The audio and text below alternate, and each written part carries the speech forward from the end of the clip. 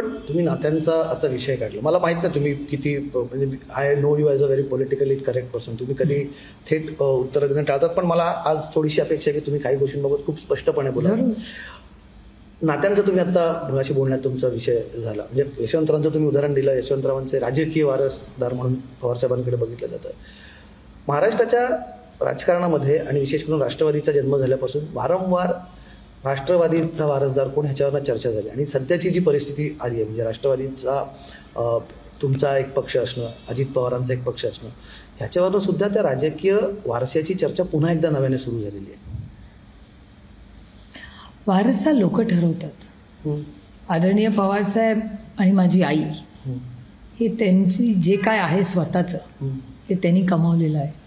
ते कोणाला त्यांनी द्यायचं हा त्यांचा वैयक्तिक अंतर्गत प्रश्न.